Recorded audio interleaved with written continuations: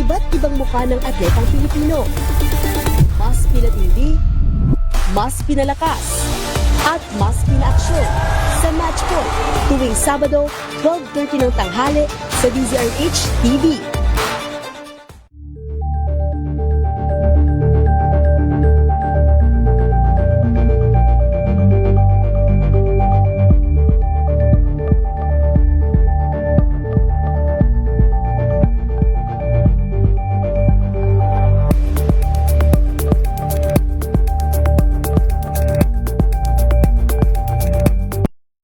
Got you covered.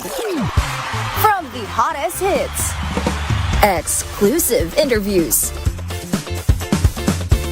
kilig to the bones fan meet experience, and hataw performances of your favorite stars.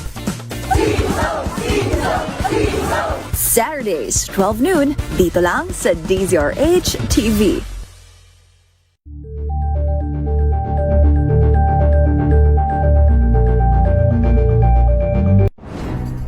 Good vibes ang hanap mo? Dito ka na sa sigurado! Mula sa mga istoryang nagbibigay ng inspirasyon hanggang sa mga kwentong may dalang solusyon. Mga balitang pampagaan ng pakiramdam at pampaganda ng araw.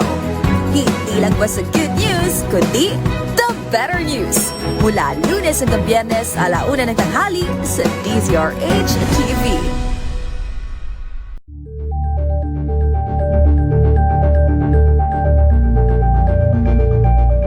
Curious ka ba sa maraming bagay? Kami na ang bahala dyan.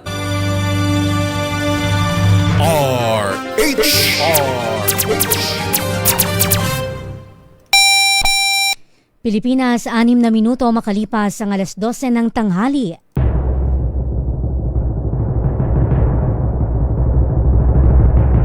And the Golden Dove for Best Field Reporter goes to Giselle Ricafort, DZRH.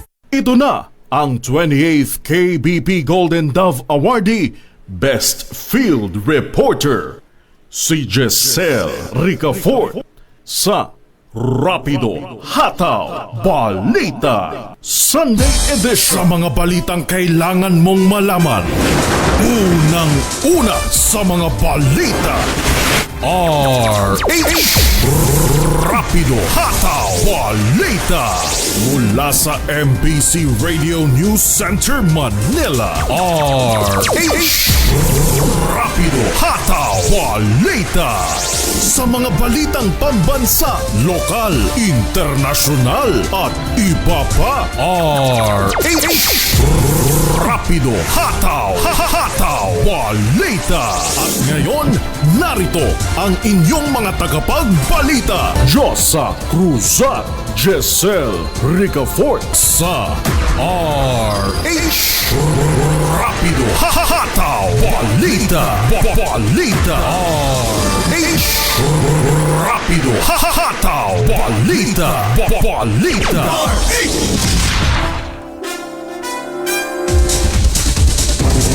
Magandang tanghali Pilipinas, Luzon, Visayas at Mindanao. Ikawaluho tayo sa buwan ng Marso, taong 2026. Sa mga ulo ng ating balita, ilang oil company na nagtaas na ng presyo, kakasuhan ng DOE, kakansilahin pa ang permit. Ilang kumpanya ng langis 3 beses nagpatupad ang increase sa nakalipas na linggo. Ayon po yan sa DOE. Mga consumer na drum-drum o galon-galon kung bumili ng petrolyo, posibleng makasuhan ayon sa Energy Department. Pangulong Bongbong Marcos lumipad patungong New York, USA. Mga Pilipina kinilala ng Pangulong Bongbong Marcos Jr. ngayong International Women's Day. Low pressure area sa labas ng Parabantay sarado ng DOST Pag-asa. Maliit pa ang tsansang maging bagyo. Israel binomba ang oil depot ng Iran.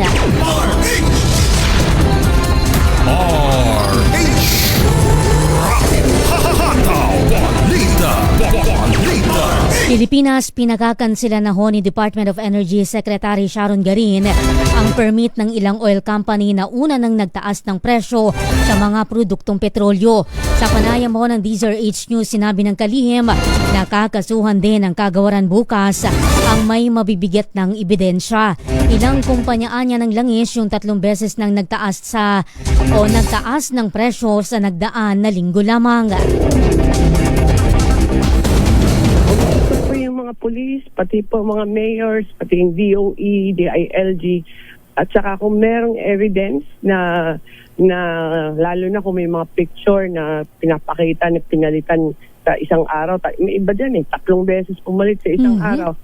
I have ordered our bureau to issue a cancellation of their permit. Ayun. Hindi hindi kasi talaga pwede yan. Pa-independent, yung lalo na sa mga bayan na malalayo, na walang mga franchise big companies. So, those are the harder ones to monitor, but also marami din sa kanila yung nagva-violate. So, mahirap na trabaho to, but ito po yung utos ng presidente, bantayan from hoarding and profiteering. Ayon pa ho kay Garin, kabilang din sa kakasuhan ng kagawaran yung nagkandadong mga gasolinahan at inihintay lamang yung implementasyon ng big time oil price increase bago magbukas. Kikinabang yan. And you have to remember, a permit is a privilege given by DOE. We can take that away anytime. Especially when we see violations. Separate from that, we can cases can be filed against these companies for violations ng profiteering tsaka hoarding. So, mawawala ka ng permit, makakasuhan ka pa. So we're going strong on this because this is not fair for our people. No? Hindi to tama yung ginagawa na nakikinabang ka sa paghihirap ng mga taong bahay natin. So we'll announce tomorrow. Pinapaayos na namin, baka ako kasuhan. Pinapaayos na namin. And we'll announce. Hopefully by tomorrow we'll have everything ready.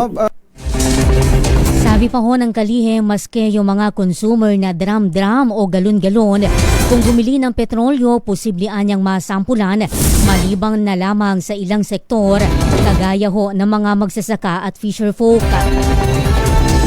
Pwede po makasuhan, pero may mga exceptions lang talaga dyan. Yung, alam mo yung mga fisher folks natin, tsaka farmers, talagang kumukha sila galon-galon yan di ba? Pinadala nila sa bangka nila or sa farm nila. But others, meron talagang inuunahan nila, nag-hoarding. Kaya hindi naman tayo mauubusan pero alam mo, limited naman yung deliveries everyday ng mga gas stations. Ayaw naman nating mag-short tayo tapos maghihintay pa ng next delivery. So, naka-calculate na yan may averaging na yan. So, we are prohibiting yung mga take-home, may mga dalang bote, mga ganon. So, Samantala, araw-araw ang utay-utay na implementasyon ng malakihang taas presyo sa petrolyo ngayong linggo. Sa panayam ng DZRH News, sinabi ni Energy Secretary Sharon Garin na pumayag ang oil company sa staggered increase. Pero nakadepende niya sa mga kumpanya kung magkano ang kanilang daily adjustment na kinakalap na ngayon ng ahensya. Ayon kay Garin, iaanunsyo ng DOE sa susunod na 24 oras ang pinal na taas presyo epektibo sa Martes. Patuloy ring mag-aalok ng diskwento ang oil company, sabi ng kalihim, para sa public utility vehicles. Pinapalate na namin today and siguro within the day or tomorrow, ma-announce namin kung anong daily. Depende kasi yan sa oil company, iba-iba rin yung staggering nila Pero staggering ibig sabihin, hindi isang bagsakan lang. Konti-konti para makaplano din yung mga motorista natin. Huwag nilang hintayin na napakataas na the highest increase. So they can plan it out. We'll announce per oil company ng mga major, yung mga independent lang hindi namin makukuha within the day. Pero we're collating today. At pumaig na. At least I received good news yesterday. Hindi lang sila magsa-stagger na pautay-utay lang, tsaka magbibigay pa rin sila ng mga discount sa jeepney drivers. Sa public utility vehicle.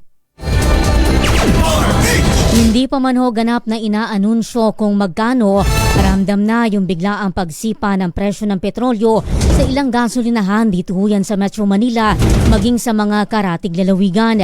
Sa pag-iikot ho ng DZRH News, naglalaro na sa 59 na piso hanggang 65 piso ang kada litro ng gasolina.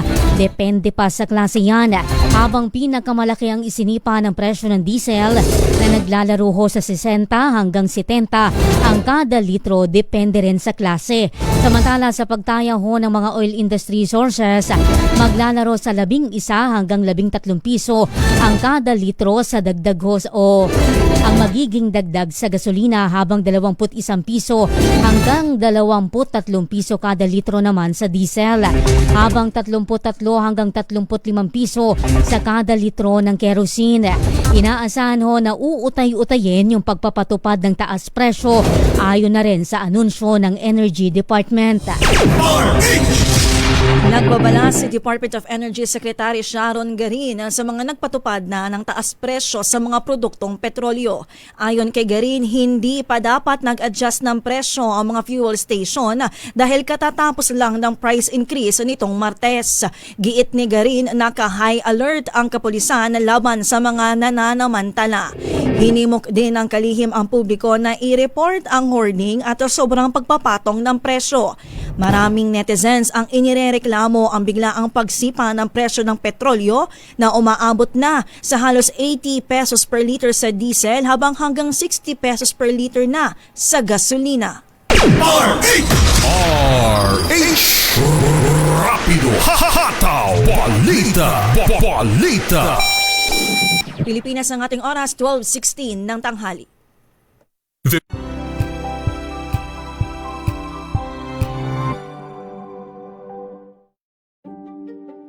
Buklatin ang mga pahina.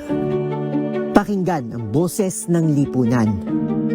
Tunghayan ang mga issue mula sa ibang katayuan. Nakakalungkot kasi deserve ba namin ng ganito? Na hindi nila alam kung ano talaga yung kanilang mga karapatan. Yung gobyerno, tinulungan nila yung kanilang magsasaka. Pinapatahimik tayong lahat using various laws. Through education, kayang-kaya nating baguhin yung ganitong klaseng pag-iisip. Isang kwento, iba't ibang anggulo. Dito, sa Point of View.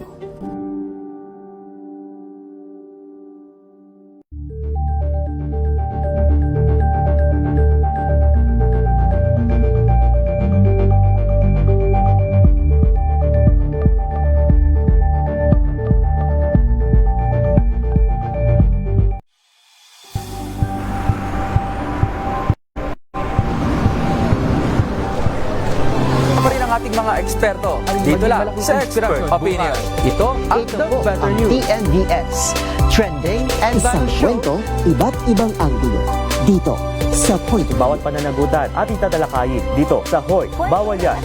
Pilipino, dito lang sa DZRH. Massive entertainment and lifestyle. Ito ang MBC TV Network News. Una sa Pilipinas, una sa Pilipino.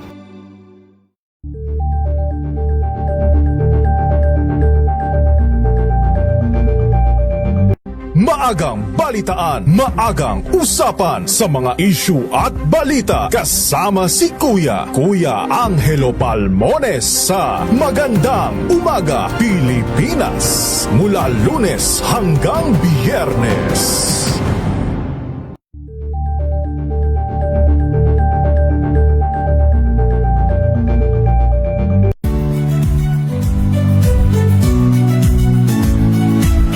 Magandang araw mga kaibigan. Ito po ang inyong balerina ng bayan, si Lisa Macuja Elizalde, na nag-aanyaya sa inyong samahan kami at ang aming mga espesyal na panauhin para sa kalahating oras ng masayang kwentuhan sa aming programang Art to Art, kung saan ang usapang sining at kultura ay para sa lahat. Huwag kaliligtaan, tuwing linggo, alas 3:30 ng hapon, dito lamang sa DZRH Radio, DZRH TV, at via online streaming.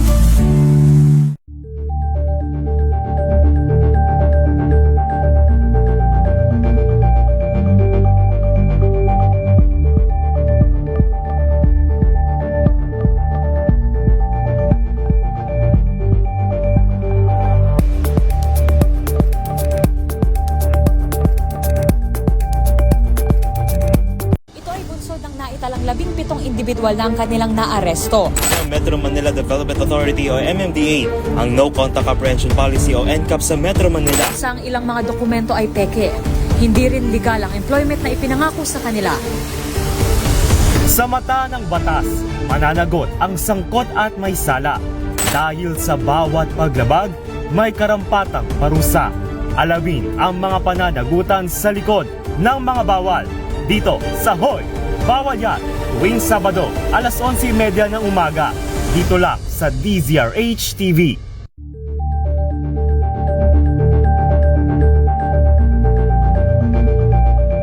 Alamin ang mga maiinit na isyung pambayan, mga balitang kailangan mong malaman, usapin sa pamahalaan, politika, ekonomiya at kabuhayan. Ito ang mga dapat mong malaman, pakialaman at pag-uusapan dahil kayo ang tinig ng mamamayan dito sa Damdaming Bayan.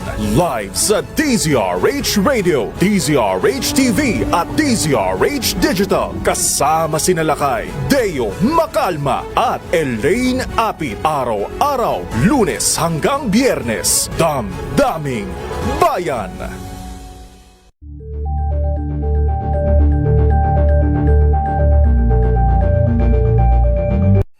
Mga balitang gigising sa inyong umaga. Mga balitang kailangan mong malaman. Mapapakinggan sa ACS Balita sa 2x2. Kasama sina Anthony Taberna at Jerry Baha. Lunes hanggang Biyernes.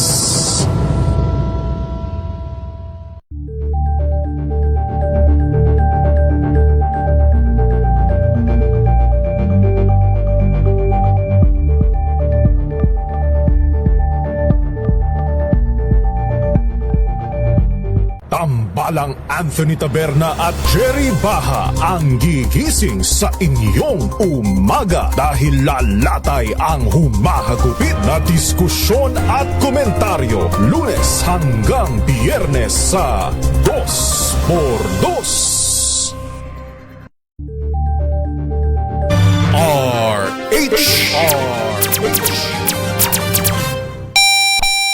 Oras natin 12:21 ng tanghali. RH Rapido Hataw Balita. Ang Pangulong Bongbong Marcos lumipad na patungong New York, USA. Detalye RH14, Miss Let Narciso. Miss Let. Giselle Diyosa, nakaalis na nga si Pangulong Ferdinand Marcos Jr. patungong Estados Unidos. Ayon sa Malacanang, pasado alas 10 kanina nang lilipad ang Pangulo kasama si First Lady Liza Araneta Marcos. Dadalo si Pangulong Marcos sa pagbubukas ng 70th session ng Commission on the Status of Women sa United Nations. Magbibigay rin siya ng mensahe sa gaganaping special session ng UN General Assembly. Layunin dito na makuha ng karagdagang suporta sa kandidatura ng Pilipinas na maging non-permanent member ng UN Security Council para sa taong 2027 to 2028. Ito lang sinabi ng Department of Foreign Affairs na napapanahon ang biyahe ng Pangulo dahil ang UN ang pinakaangkop na lugar para manawagan ng kapayapaan sa mga bansang sangkot sa gulo na itigil ang giyera at bumalik sa negotiating table. Ito sila at Narciso para sa DZRH. Una sa Pilipinas, una sa Pilipinas.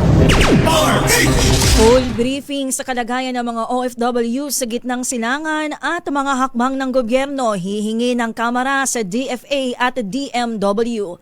Detalye ibalita mo RH12, Milky Rigonan. Manang Milky. Just as Giselle, magpapatawag ng congressional briefing ang Kamara paharap ng tumitinding tensyon sa gitnang silangan at para matiyak din ang kaligtasan ng ating mga kababayan doon.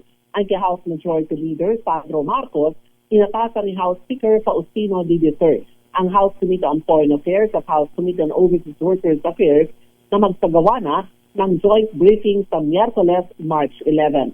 Layunin itong makuha ang Kamara ng updated assessment sa sitwasyon at matiyak ang kahandaan ng gobyerno na matulungan ang ating mga kababayan sakaling lumala ang sitwasyon.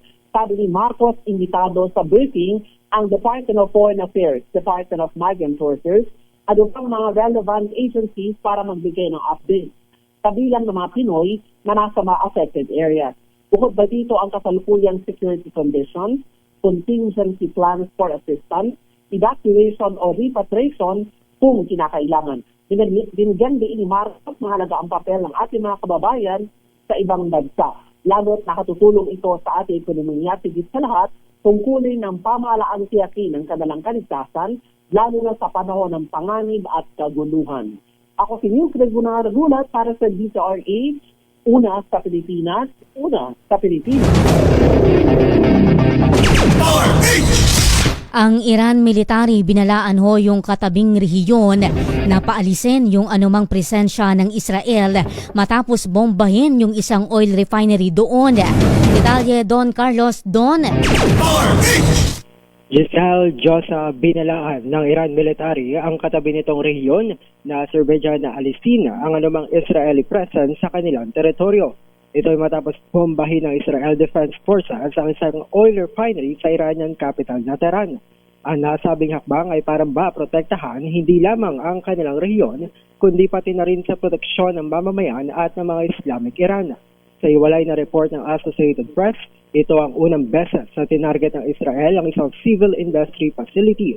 Samantala bilang ganti, sinabi ng Revolutionary Guard ng Iran na kanila namang patatamaan ang Haifa refinery sa Israel. Sa iba pang balita, umalis na ang nasa higit 150 na Iranian officials sa Lebanon matapos din bombahin ito ng Israel kung saan 4 ang kumpirmadong patay. At yan ang balita mula sa ibayong dagat. Ito si Don Carlos ng DZRH, una sa Pilipinas, una sa Pilipino.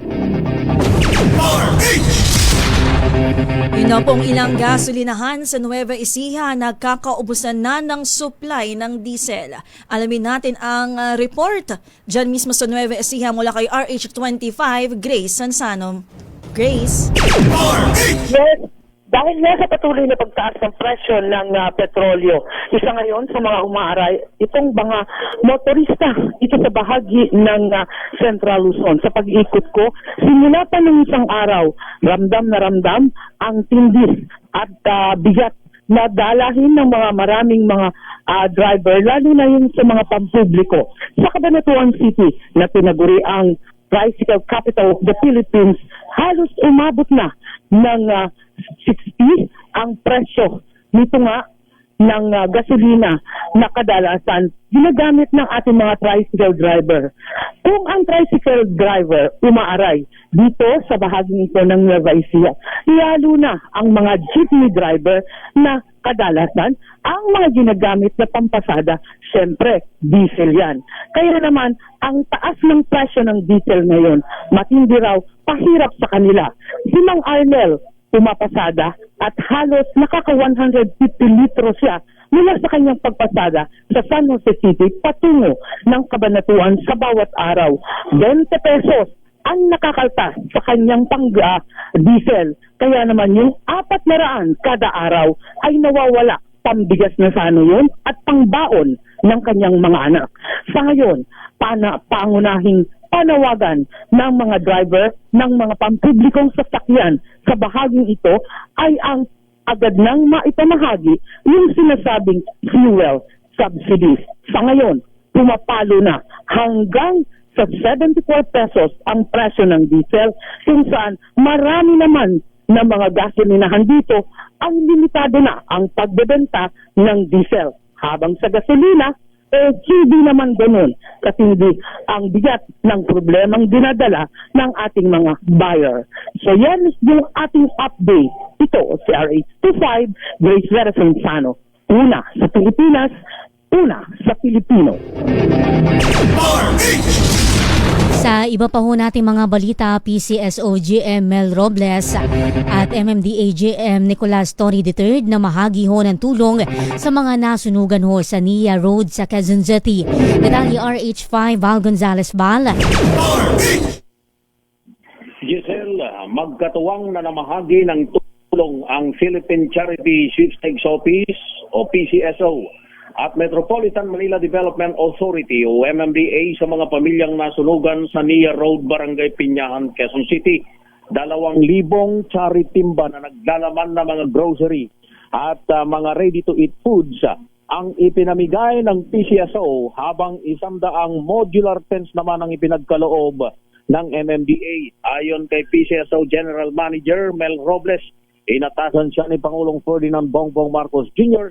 na agad magpaabot ng tulong sa mga pamilya. Maigpit ang bilin ng Pangulo aniya na kailangan lahat ay mabigyan ng tulong anuman ang kanilang paniniwala.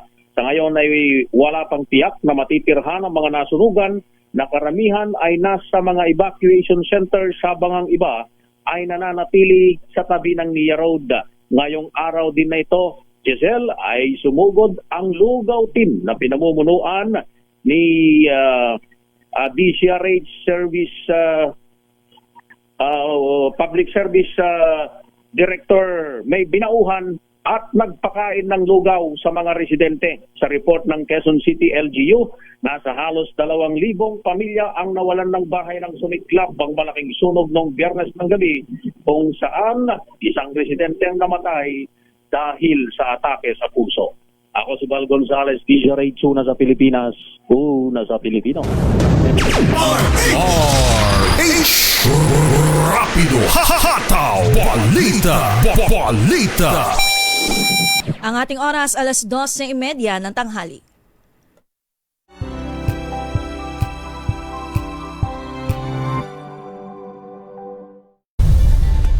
Nagsimula sa pangarap hanggang sa maabot ang tagumpay. Iba't ibang kwento, iba't ibang mukha ng atletang Pilipino. Mas pinatindi, mas pinalakas, at mas pinaaksyon sa Match Point tuwing Sabado, 12:30 ng tanghali sa DZRH TV.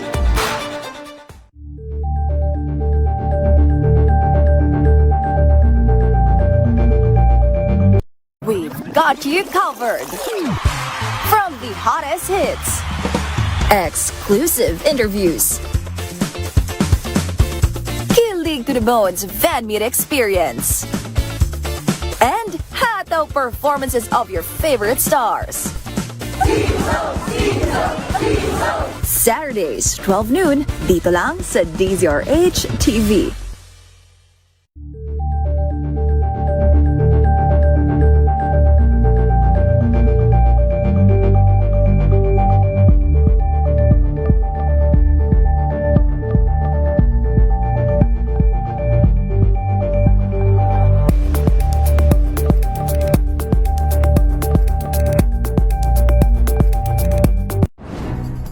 Good vibes ang hanap mo?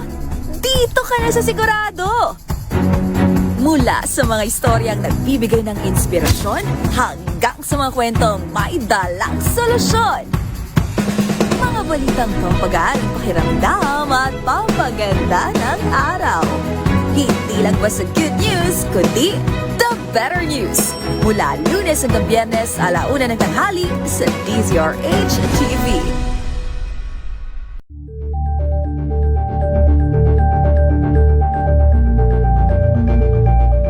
Curious ka ba sa maraming bagay? Kami na ang bahala dyan. Aalamin, tutuklasin at bibigyang linaw namin ang mga katanungang bumabagabag sa inyong isipan. Sa programa kung saan ang bawat sagot ay galing lamang sa mga eksperto. Ang Expert's Opinion, tuwing Linggo 3:00 ng hapon, dito lang sa DZRH TV.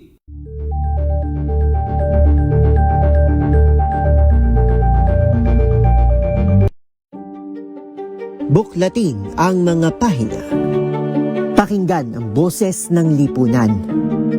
Tunghayan ang mga issue mula sa ibang katayuan. Nakakalungkot kasi deserve ba namin ng ganito? Na hindi nila alam kung ano talaga yung kanilang mga karapatan. Yung gobyerno, tinulungan nila yung kanilang magsasaka. Pinapatahimik tayong lahat using various laws. Through education, kayang-kaya nating baguhin yung ganitong klaseng pag-iisip. Isang kwento, iba't ibang anggulo. Dito, sa Point of View.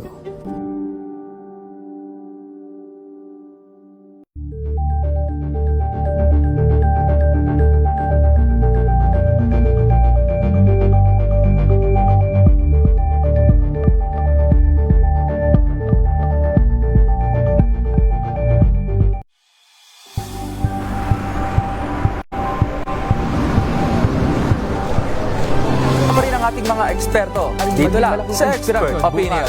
Ito ang The Better News. TNVS. Trending and isang kwento, iba't ibang anggulo. Dito sa Point of Bawat pananagutan ating tatalakayin dito sa Hoy, Bawal Yan. Pilipino, dito lang sa DZRH.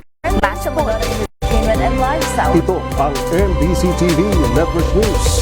Una sa Pilipinas, una sa Pilipino.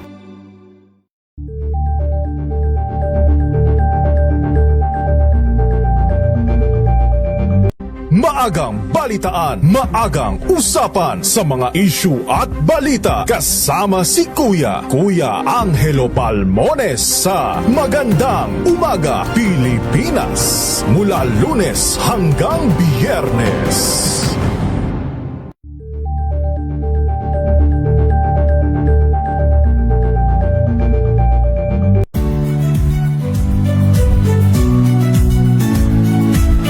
Magandang araw mga kaibigan. Ito po ang inyong balerina ng bayan, si Lisa Macuja Elizalde, na nag-aanyaya sa inyong samahan kami at ang aming mga espesyal na panauhin para sa kalahating oras ng masayang kwentuhan sa aming programang Art to Art, kung saan ang usapang sining at kultura ay para sa lahat. Huwag kaliligtaan, tuwing linggo, alas 3:30 ng hapon, dito lamang sa DZRH Radio, DZRH TV, at via online streaming.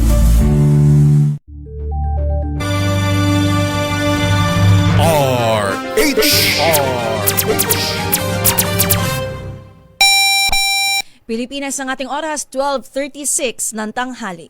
RH Rapido Hahataw Balita Balita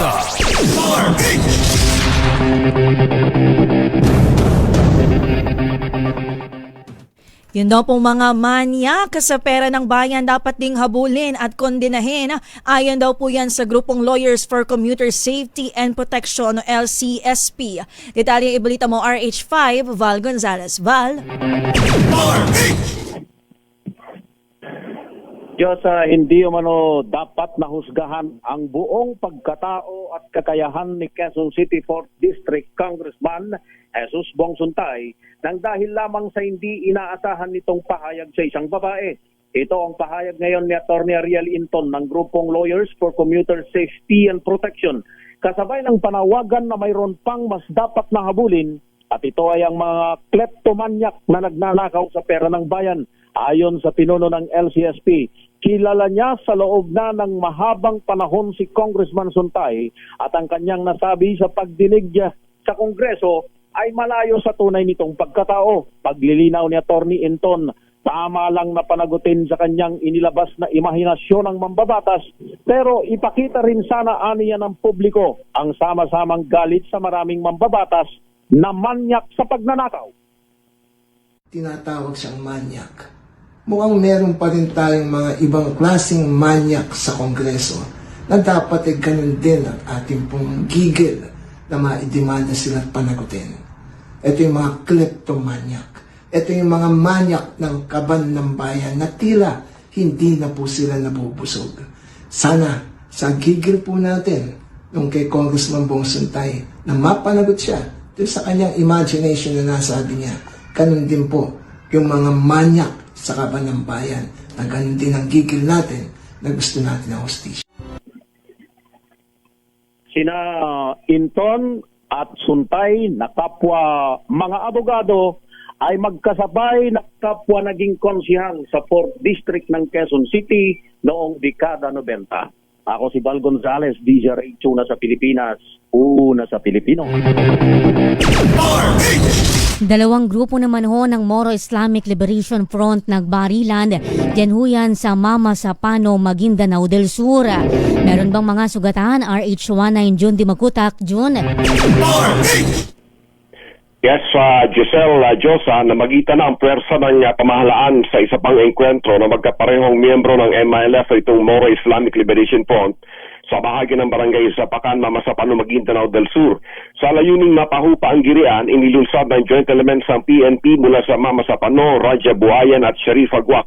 Katuwang ang 34th IB ng 6th Offers Infantry Brigade at pinangunahan itong joint law enforcement operation. Kasama ring namagitan ng MILF CCCH na kumakausap sa mga kasamahang MILF na involved sa naturang barilan at sinisikap makumbinsi ang mga kasamahang pag-usapan na lamang ang mga hindi pagkakaunawaan, alang-alang sa samahan at sa buwan ng Holy Month of Ramadan. Sa isinagawang clearing operations ng government troops, nakapulot sila ng mga naiwanang baril sa war zone ng 4 na M16 rifles, magazine, bandoliers at mga bala ng high-powered firearms. Sa report mula kay 601st Brigade Commander Brigadier General Edgar Catu, walang sibilyan ang nasaktan sa karahasan. Walang casualty dito, Giselle.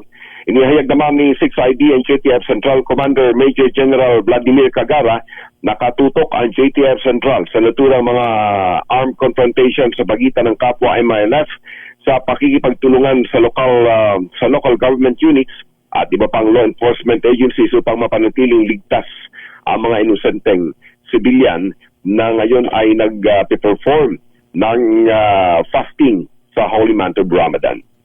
Mula sa Central Mindanao, RH19, June Dimakutak, DZRH, una sa Pilipinas, una sa Pilipino. 7 katao naman arestado sa buy-bust operation sa Bataan na RH37. Dani Kumilang, Dani. 7 individual ang matagubay na naaresto ng mga operatiba ng Station Drug Enforcement Unit ng Orion Municipal Police Station sa isinagawang buy-bust operation alas 2:20 kaninang madaling araw, Marso 8, 2026 sa Barangay Santo Domingo, Rio, Bataan. Kinilalang pangunahing suspect na si alias RJ, 31 anyos residente na nasabing barangay matapos umanong magbenta ng isang sachet ng hininalang shabu sa pusher buyer kapalit na markadong 500 piso. Naaresto rin sa loob ng bahay ang 6 pang individual na umano'y aktong gumagamit ng illegal na droga, kabilang ang 2 babae. Nakumpiska sa operasyon ang 4 na sachet ng hininalang shabu na may kabuuan timbang na humigit kumulang 1.56 gramo na may tinatayang halaga na 10,608 pesos, isang markadong 500 piso at mga drug paraphernalia. Ang operasyon ay pinangasiwaan ni Police Lieutenant Isagani Borja na Director Supervision ni Orion Chief of Police, Police Major Bantaib Jalman. Ang mga nakumpiskang ebidensya ay ipinadala sa Bataan Forensic Unit para sa pagsusuri, habang ang mga naarestong suspect ay naharap sa kasong paglabag sa RA 9165 o ang Comprehensive Dangerous Drug Act of 2002. Dani Kumilang, RH37, DCRH, una sa Pilipinas, una sa Pilipino. Mula ho sa Bataan, lumundag naman tayo sa Pangasinan.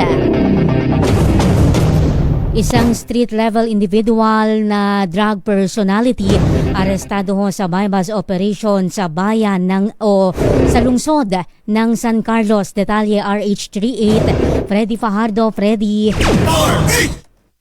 Nasa likod ngayon ng Rias Tabakal ng San Carlos City, Pangasinan Police Station ng East-level individual na 42 anyos na lalaki. May asawa, residente ng Barangay San Pedro, matapos itong mahuli sa buy-bust operation na isinagawa alas 2:30 ng madaling araw kanina sa Barangay Rizal sa nabanggit na lungsod. Bate sa ulat ni Chief of Police Lieutenant Colonel Randy Puentes, nagkasa ng operasyon ng kanyang mga tauhan sa Drug Enforcement Team matapos makipag-ugnayan sa PDEA Regional Office 1, isang nagkunyaring buyer gamit ang mark money. Nakabili sa suspect ng isang plastic sachet na naglalaman na hinihinalang shabu na tumitimbang ng 1.1 grams at may street drug price na 7,480 pesos, kaya agad itong inaresto. Kasong paglabag sa Republic Act 9165, Comprehensive Dangerous Drug Act of 2002 ang kinakaharap ngayon ng akusado. Mula sa Action Radio Pangasinan, ito si Freddy Fajardo, RH38 nag-uulat para sa DCRH, una sa Pilipinas, una sa Pilipinas.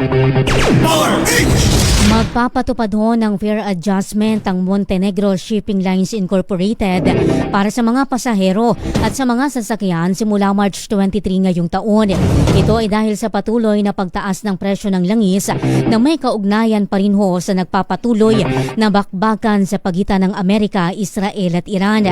Sa abiso ho na inalabas ng kumpanya, sinabi nitong kinakailangan yung pagtaas ng pamasahe dahil halos 40% na yung itinaas ng presyo ng langis na malaki yung epekto sa kanilang operasyon. Lalo pang dadami ang cyber threats o cybercrimes dahil sa epekto ng oil crisis sa ekonomiya. Ito ang naging pahayag ni RCBC Executive Vice President and Chief Innovation and Inclusion Officer Lito Villanueva sa panayam ng DZRH News. Paliwanag ni Villanueva dahil inaasahan na sa pagtaas ng presyo ng petrolyo ay tataas na rin ang presyo ng mga bilihin at transportasyon na lubhang makaaapekto sa mga mamamayan. Kaya naman marami ang mga mananamantala maging online para mang-scam ng ibang tao para kumita. Dahil dito, sabi ni Villanueva, mahalaga rin ngayon ang pagbibigay ng tama at karagdagang impormasyon sa mga Pilipino patungkol sa kanilang cybersecurity. Lalo pang nating paigtingin ang education campaign para sa ating kababayan dahil lalo pa hong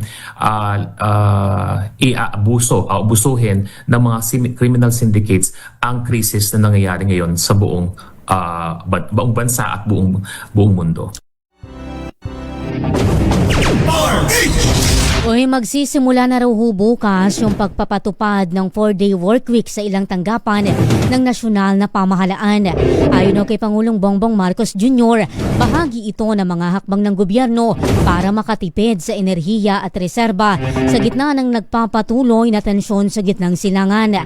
Inatasan din ng Pangulo ang lahat ng ahensya ng gobyerno na magbawas ng 10% hanggang 20% sa kanilang konsumo ng kuryente ngayon.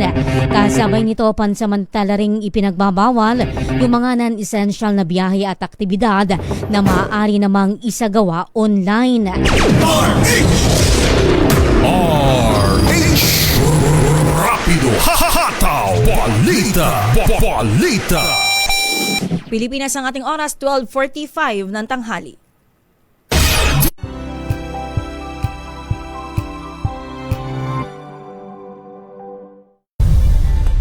Nagsimula sa pangarap hanggang sa maabot ang tagumpay.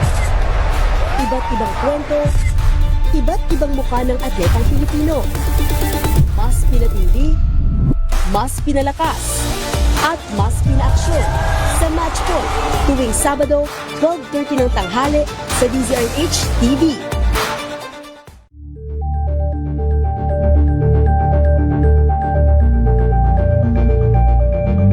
We've got you covered. From the hottest hits, exclusive interviews, kilig to the bones fan meet experience, and hataw performances of your favorite stars. Saturdays, 12 noon, dito lang sa DZRH TV.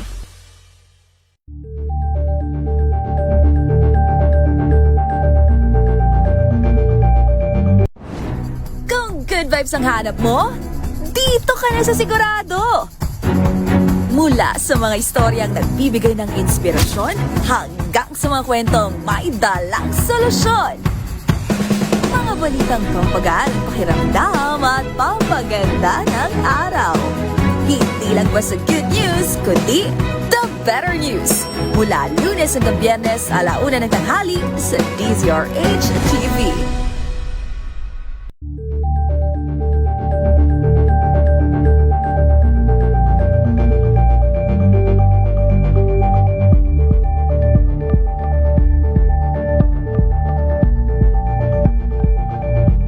Curious ka ba sa maraming bagay?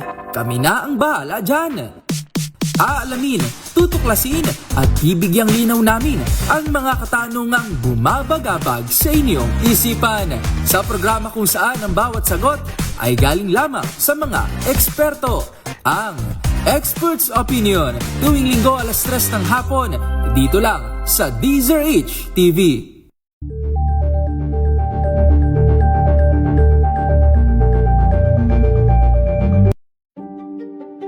Buklatin ang mga pahina. Pakinggan ang boses ng lipunan.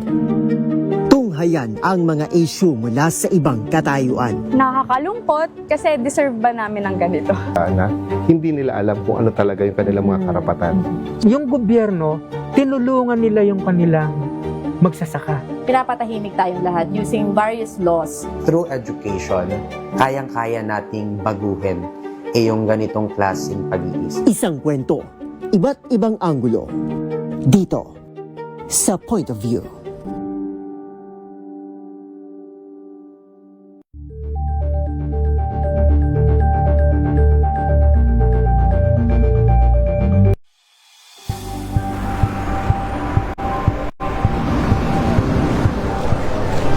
Pa rin ang ating mga eksperto. Dito lang sa Expert Opinion. Ito ang The Better News. TNVS. Trending and Isang kwento, iba't ibang anggulo. Dito, sa Point of View. Bawat pananagutan ating tatalakayin dito sa Hoy, Bawal Yan. Filipino, dito lang sa DZRH News, matchable entertainment and lifestyle. Ito ang MBC TV Network News. Una sa Pilipinas, una sa Pilipino.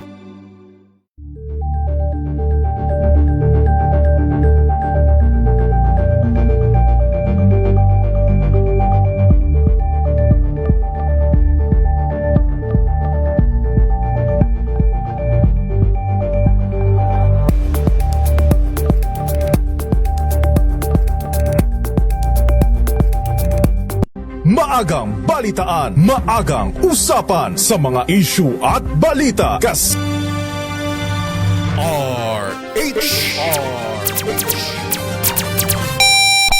Ang ating oras 12:50 ng tanghali. RH Rapido Hataw Balita Balita Magpapatupad na ho ng 4-day workweek ang Metropolitan Manila Development Authority. Simula ho yan bukas. Kaugnay ito ng anunsyo ng Pangulong Bongbong Marcos bilang bahagi ng energy conservation kasunod ng pagsirit ng presyo ng langis dahil sa sigalot sa gitnang silangan. Ayon sa MMDA, saklaw ng 4-day workweek yung ilang tauhan ng MMDA New Building sa Pasig City. Sa ilalim nito, kailangan nilang magtrabaho ng 10 oras kada araw mula Lunes hanggang araw ng Huwebes habang magsisilbi naman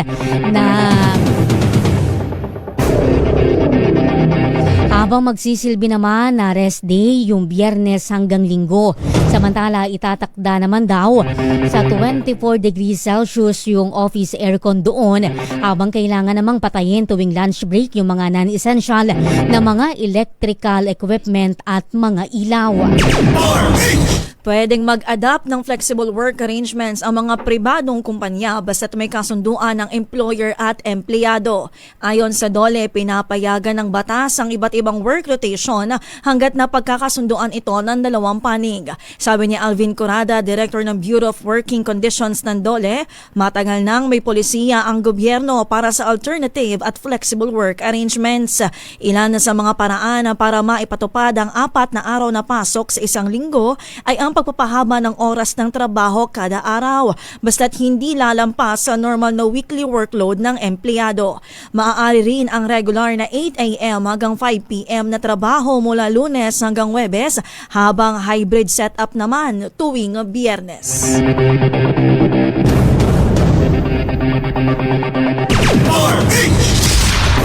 May nagkahanda raw ho na fuel subsidy ang Department of Agriculture para sa mga magsasaka at mangingisdang apektado ng krisis o nang walang puknat na taas presyo sa mga produktong petrolyo, epekto ho ng tumitinding tensyon sa gitnang silangan. Sa panayam ho ng DZRH News, sinabi ni DA ASEC Arnel de Mesa na nasa 150 milyong piso yung inilaang halaga ng tulong sa kanila ng pamahalaan. Ayon ho sa opisyal, magkatatanggap ng tig 5,000 piso yung mga magsasaka, habang 3,000 piso naman para ho sa mga mangingisda na nakarehistro sa Registry System for Basic Sectors sa sektor ng agrikultura. Subsidy para sa ating mga apektado magsasaka at mangingisda. Ito yung 150 million na budget natin nung last year pa na gagamitin natin dito. 75 million para sa ating mga magsasaka. Ito yung mga rehistrado sa RSBSA at nagmamay-ari o nagre-renta ng mga makinarya na ginagamit sa ating bukirin. Para naman sa mga mangingisda, ito yung mga rehistrado pa rin sa RSBSA at nagmamay-ari ng mga bangka na hindi tataas sa 3 gross tonnage. At makaka-receive sila ng tag 3,000 sa ating mga magsasaka, tag 5,000. Initially, ma-release natin, Sir Cesar po, ay 100 million At pag naubos ito ay i-request naman natin sa DBM yung natitira na 50 million pesos. Nagsasagawa ng joint monitoring operations ang field offices ng Department of Energy laban sa mga mananamantala sa presyo ng petrolyo. Ayon sa DOE, sa isinagawang inspeksyon sa Tagum City, may ilang gasolinahan na nagmahal na ng diesel ng 8 pesos bawat litro at sumipa na sa higit 70 pesos per liter. Agad umanong inutusan ang gasolinahan na ibalik ang tamang presyo alinsunod sa tamang schedule ng price adjustment. Hinimok ng DOE ang publiko na i-report ang mga gasolinahan na nag-hoard, ayaw magbenta o bigla ang pagtaas sa kanilang hotline 8888.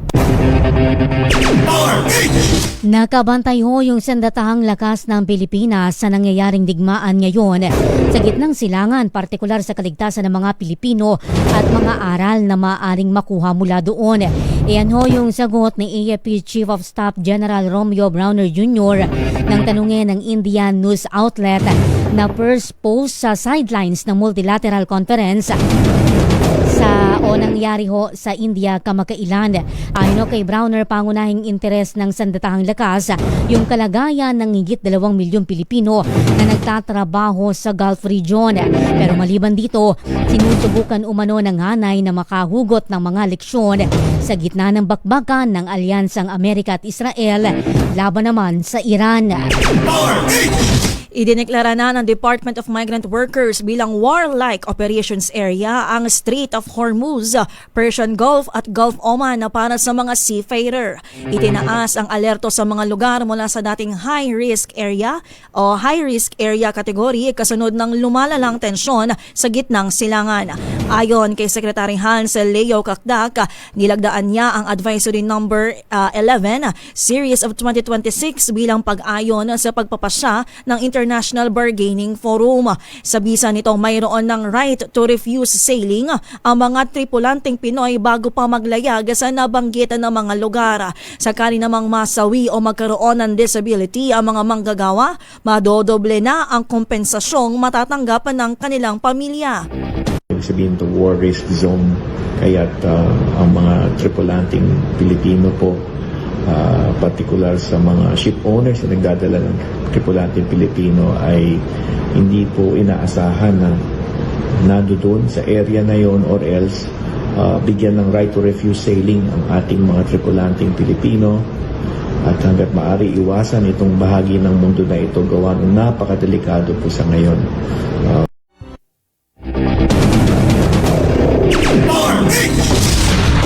Nakalipad na ho mula sa Queen Alia International Airport sa Jordan ang 82 sa 113 Pilipino na turistang stranded matapos yung pag-atake ng Amerika at Israel sa Iran. Ayon sa Department of Foreign Affairs, magtutungo sila sa mga transit hub tulad ng Cairo, Dubai, Mumbai at Riyadh kung saan sila sasakay pauwi rito sa Pilipinas. Tiniyak naman ho ng DFA ang tulong ng embahada sa 31 Pilipino na turistang naiwan naman sa Aman. Naglabas ng executive order ang pamahalaang lungsod ng Rojas City sa Capiz upang ipatupad ang mga hakbang sa pagtitipid ng gasolina sa lahat ng tanggapan ng lokal na pamahalaan. Ito ay dahil sa patuloy na pandaigdigang krisis sa enerhiya. Sa ilalim ng Executive Order No. 4 Series of 2026, inatasan ang lahat ng departamento at opisina ng lungsod na higpitan ang mga polisiya sa pagtitipid ng enerhiya. Ang mga government vehicle ay dapat gamitin lamang sa opisyal at mahalagang gawain ng pamahalaan at sa paghahatid ng serbisyo publiko. Kailangan din kumuha muna ng pahintulot ang mga opisina bago gamitin ang sasakyan ng pamahalaan para sa opisyal na biyahe at dapat itong aprubahan ng department head o otorisadong opisyal. Sa pagpapatuloy ho ng tensyon sa Gulf region, binomba ng Israeli Defense Forces ang isang oil refinery sa Iranian capital na Tehran. Batay ho sa mga ulat, direktang konektado sa industrial complex ng militar ng Iran ang naturang oil resources. Sa hiwalay ho na report ng Associated Press, ito ang unang beses na tinarget ng bakbakan ang isang civil industrial facility doon. Binigyan din ni Sheikh Mohammed bin Zayed Al Nahyan, presidente ng United Arab Emirates at pinuno ng Abu Dhabi, na sila ay nasa panahon ng digmaan ngunit sila ay matatag. Ito ang first public comment ng presidente mula nang mangyari ang US-Israeli-Iran conflict sa gitnang silangan. Sa kanyang pagbisita sa mga nasugatan sa atake, binigyan din ni Al Nahyan na the UAE has thick skin and bitter flesh. We are no easy prey. Dagdag pa niya, sisiguraduhin ng UAE ang proteksyon ng lahat ng mamamayan at residente. Matatanda ang lumawak ang tensyon sa Middle East matapos magpaputok ng mga rocket ang Hezbollah patungong Israel noong Lunes. Inilalaho ng Pangulong Bongbong Marcos Jr. ang mga kababaihang Pilipino ngayong ipinagdiriwang ho natin yung International Women's Day. Sa kanyang mensahe, binigyang diin ng Pangulo na nakaukit na yung mga kababaihan sa pag-unlad ng Pilipinas dahil sa mga ina, mga manggagawa at mga lider na pawang kababaihan. Ayon sa Pangulo, deserve ng mga kababaihan ng isang gobyerno na katumbas ng kanilang sipag sa pagtatrabaho. Kaya naman sa ilalim ng Administrasyong Marcos Jr., patuloy niyang palalawakin ang mga oportunidad para sa mga kababaihan, isusulong ang proteksyon para sa kanilang mga karapatan at titiyakin yung akses sa mga programa sa pangkalusugan, edukasyon at kabuhayan.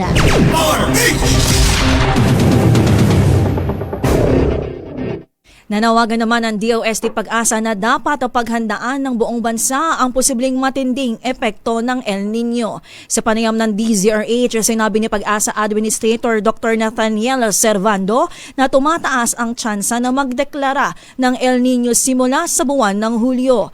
Giit ni Servando, sa nakalipas na panahon ng El Nino, labis na naapektuhan ang Luzon at Mindanao, lalo na sa sektor ng agrikultura. Samantala, pinaghahanda na rin ng Pag-asa ang publiko sa nalalapit na pagpasok ng dry months o mainit at ang maalinsangang panahon. Posibleng i-anunsyo na sa susunod na linggo ang pagtatapos ng La Nina at pagsisimula ng ENSO-neutral condition na o average na temperatura sa ibabaw ng dagat, ulan at hangin. Mostly ang affected ay Luzon. Nabantayan. Pakinggan ho muna natin ang administrator ng Pag-asa na si Dr. Nathaniel Servando. In previous El Nino events ay Mindanao naman, no? Very sensitive ang Mindanao sa effects on El Nino. Alam naman natin ang effects nito. Less ang rainfall, so inasahan natin ang mga dry spell or droughts. So bagaman pag mangyari ito, I think the whole country, no, should prepare, no. So of course ang mga sectors na palaging naapektuhan, number one diyan ang agriculture sector. Patuloy ho na binabantayan ng Pag-asa ang low pressure area sa labas ho ng Philippine Area of Responsibility o PARA. Ayon sa Pag-asa, huling namataan yung LPA sa layong 1,670 kilometro mula ho silangan ng northeastern Mindanao sa labas ho ng PARA. Sa kasalukuyan, mababa pa yung tsansa na mag-develop ito bilang bagyo sa ngayon. Sakali namang maging isang ganap na bagyo na yan, tatawagin itong bagyong Kaloy oras na pumasok sa loob ng PARA.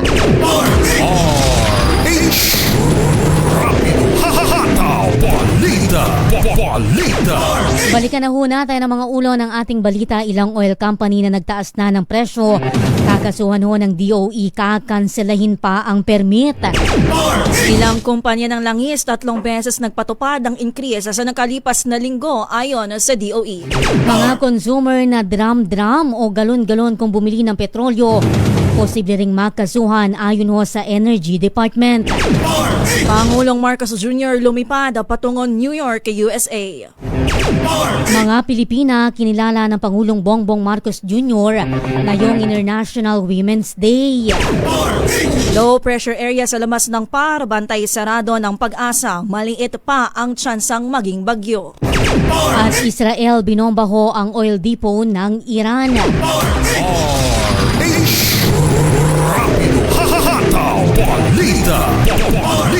At yan na po ang kabuuan ng isang oras naming balitaan dito ho sa Rapido Hato Balita Sunday Edition. Kami ho ang inyong nakasama. Ako po, Giselle Ricafort. At sa pangalan ng mga nakaagapay natin sa Radio at TV Tech, gayon din sa News Center, ako po si Josa Cruzat. Pilipinas ang ating oras, 1:04 ng hapon. This time check.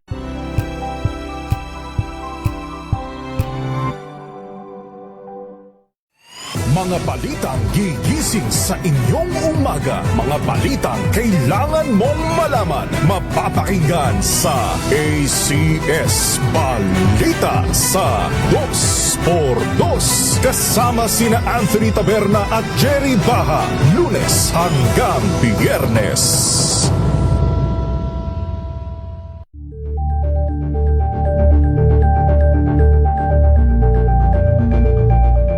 Tambalang Anthony Taberna at Jerry Baha ang gigising sa inyong umaga dahil lalatay ang humahagupit na diskusyon at komentaryo Lunes hanggang Biyernes sa 2x2.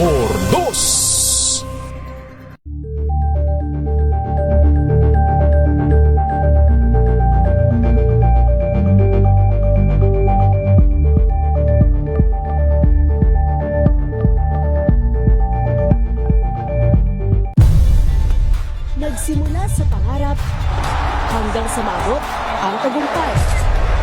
Iba't ibang kwento, iba't ibang mukha ng atletang Pilipino. Mas pinatindi, mas pinalakas, at mas pinaaksyon sa Match Point tuwing Sabado, 12:30 ng tanghali sa DZRH TV.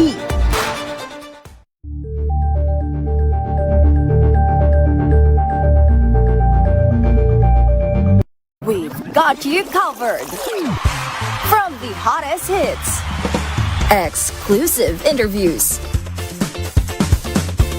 kilig to the bones fan meet experience, and hataw performances of your favorite stars.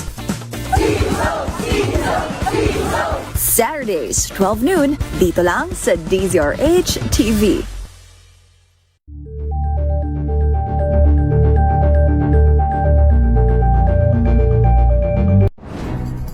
Good vibes ang hanap mo? Dito ka na sa Sigurado! Mula sa mga istoryang nagbibigay ng inspirasyon hanggang sa mga kwentong may dalang solusyon. Mga balitang pampagaan, pakiramdam at pampaganda ng araw. Hindi lang ba sa good news, kundi the better news. Mula Lunes hanggang Biyernes, 1:00 ng tanghali sa DZRH TV.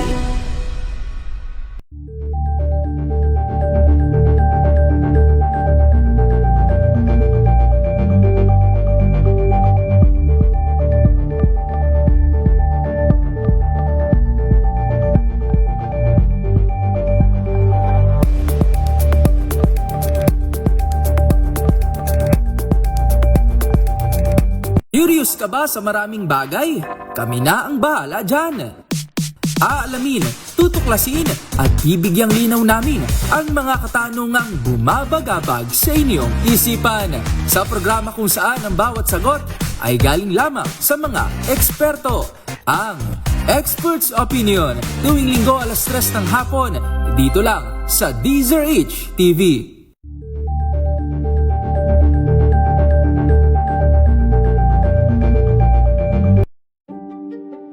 Buklatin ang mga pahina. Pakinggan ang boses ng lipunan. Tunghayan ang mga issue mula sa ibang katayuan. Nakakalungkot kasi deserve ba namin ng ganito? Na hindi nila alam kung ano talaga yung kanilang mga karapatan. Yung gobyerno, tinulungan nila yung kanilang magsasaka. Pinapatahimik tayong lahat using various laws. Through education, kayang-kaya nating baguhin yung ganitong klaseng pag-iisip. Isang kwento, iba't ibang anggulo. Dito, sa Point of View.